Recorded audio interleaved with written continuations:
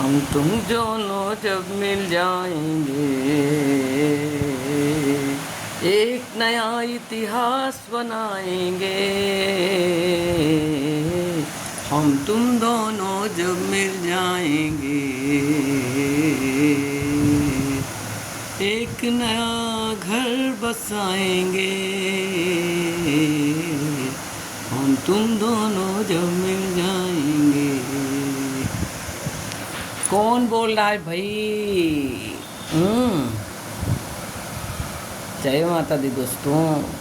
सबसे बड़ी समस्या गरीब बसाना है।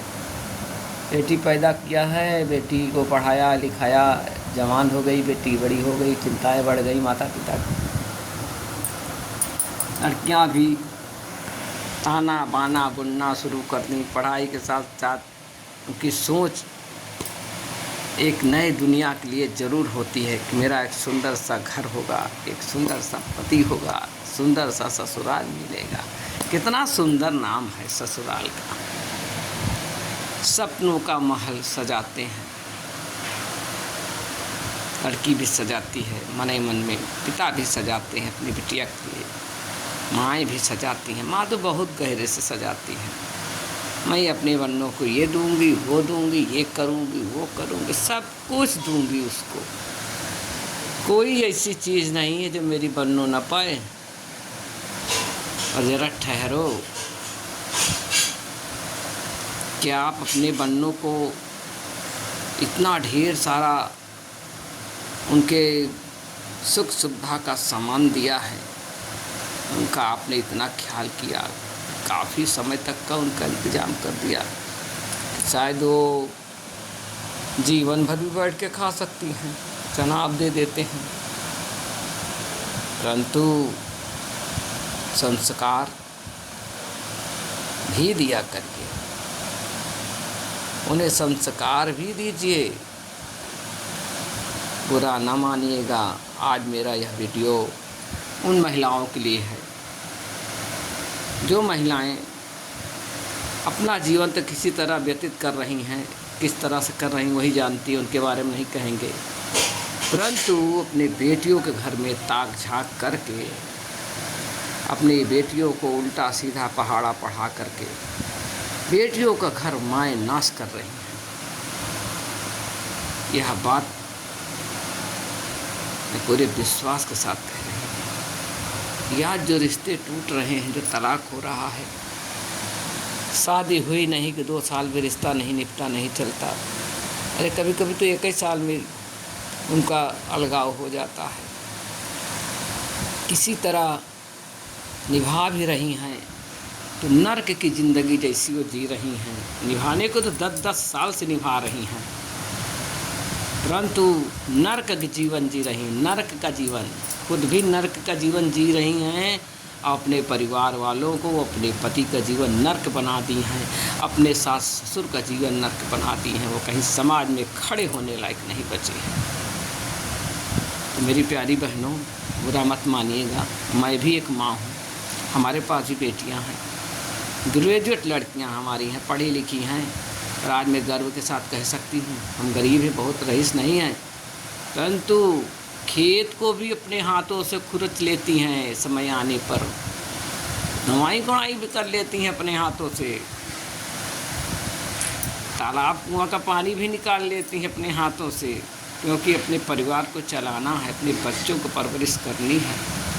माता पिता जीवन भर नहीं साथ देंगे। हाँ, सारी ज़िंदगी किसी के माता पिता अपनी बेटी को रख सके हैं? हमारे यहाँ क्या होता था बचपन में, जब लड़कियाँ विदा होती थी तो माएँ उनको आशीर्वाद देती थीं, जाओ बेटा, खूब सुखी रहो, खूब आनंदित रहो, अपने घर को स्वर्ग बनाना। आज से यह घर तुम्हारा पराया हो गया है, अब अपने घर को देखो। पराई नहीं होती हैं बेटी, कभी पराई नहीं होती हैं। जब वह ज़िंदगी है तब भर मैके का उनका संबंध बना हुआ है, लेकिन प्यार का, अधिकार का नहीं। बुरा ना मानिएगा। सब कुछ अपने बेटियों को उठा करके दे देते हैं, जो कुछ हमारे पास है। बचा खुचा बेचारे बच्चे पाते हैं, तो उनके लिए हम बात के लिए थोड़ी नहीं मुसीबत करेंगे, है ना।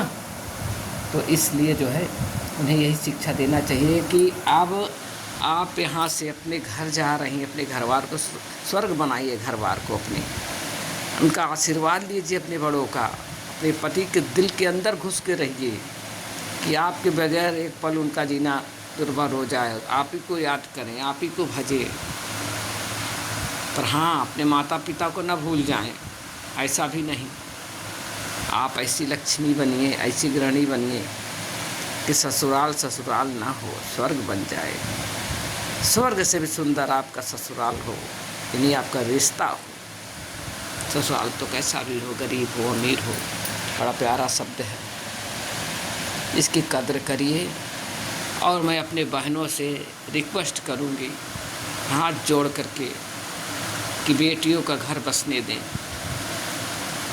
वरना अगर आप ताक झाक करती रहेंगी, आप रोज़ पूछती रहेंगी क्या बना आपके घर में, क्या बना रही हो, क्या खा रही हो, क्या कर रही हो, दिन में 4-4 बार फ़ोन करेंगे, तो याद रखना बसने से पहले उनका घर उजड़ जाएगा।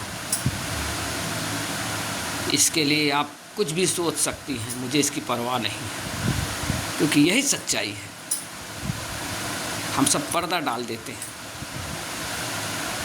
कोई बोलता नहीं इस बात के लिए, कोई किसी को कहता नहीं।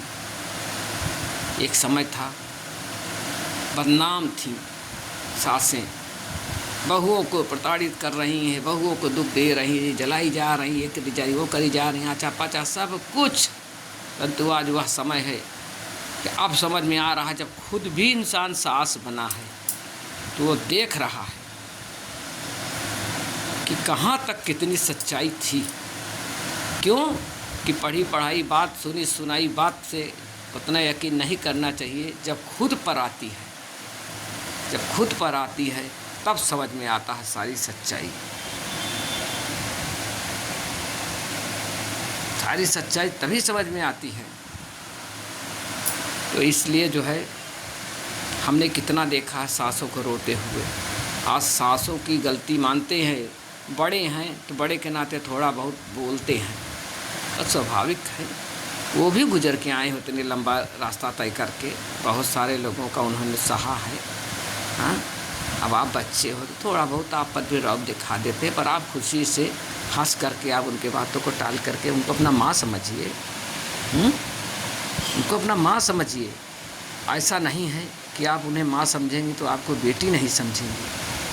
कोई भी सास हो इतनी निर्दयी नहीं हो सकती है। बड़े अरमानों से वह बहू लाती है, बहुत अरमान होते हैं उसके, मेरी बहू आएगी तो मैं सारा भरम जाल छोड़ दूंगी, अपना वो संभाले, देखे अब हमसे नहीं होता है। यही हमने सुना है, हमने खुद भी वही ज़िंदगी झेली है। ससुर कितने अरमान से अपने बच्चों को पढ़ाते हैं, लिखाते हैं, इस काबिल बना देते हैं कि अपने पैरों से खड़े हो जाएं, उनकी शादी करते हैं, ब्याह करते हैं। कितना अरमान रहता है, मेरे बेटे के सर पे सेहरा बंधेगा, मेरे भी सर पे साफा बंधेगा, मैं भी समधी बन जाऊंगा, मैं भी ससुर बन जाऊंगा, मेरे घर बहू आ जाएगी, बड़े रौनक आ जाएगी, मेरे घर में 4 चांद लग जाते हैं। पर 4 चांद तो बहुत कम लगता है, ज़्यादातर वहाँ मनहूसी छा जाती है। वहाँ जो खुशियाँ रहती हैं वो भी नष्ट हो जाती हैं। जो परिवार बैठ करके एक साथ कभी खाना खाते थे, एक साथ हंसी मजाक करते थे, चाहे घंटे भर के लिए ही सही, आधे घंटे के लिए इकट्ठा होते थे, बैठते थे। आज की बहुएं वहाँ पहुँच के वहाँ पर एकदम तो जेल खाना बना दी हैं। अपने अपने पति को अपने अपने कमरे में कैच कर लेती हैं। उनसे रिश्ता मत रखिए, उनसे बोलिए नहीं, वहाँ जाइए वहाँ ना जाइए, आपस में भाई भाई में लेडी मतलब नर्क कहने का मतलब ये है। वो घर में आज हंसी नहीं दिखाई देती है। ज़्यादा से ज़्यादा 80% ऐसे घर मिलेंगे जहाँ सब अपने काम से काम, कोई किसी से मतलब नहीं रखता है, भाई भाई से मतलब नहीं रखता है, बाप बेटे से मतलब नहीं रखता है, सास बहू से मतलब नहीं रखती है। ये क्या है ये सब? कहाँ इसकी कमी है? ये सारी कमी हमारे अंदर खुद है। आप घर की लेडीज हो, सबसे बड़ी हो, पहली मास्टर आप ही हो। ऐसी पढ़ाई अपने बच्चों को कि उनके अंदर संस्कार हो, उनका ज्ञान बढ़ाइए। स्कूल में तो टीचर बाद में मिलते, पहले तो आप है ना। क्षमा करिएगा, माफ़ी चाहती हूँ, अगर गलत बोला हो तो माफ़ कर दीजिएगा। और अगर पसंद आया हो तो लिखिएगा। लाइक करना हो तो करिए, ना करना हो मत करिए, लेकिन लिखिएगा ज़रूर जय माता दी। मैं समझ जाऊंगी कि आपको पसंद आई है। फिर मैं दूसरा वीडियो बनाऊंगी। जय माता दी।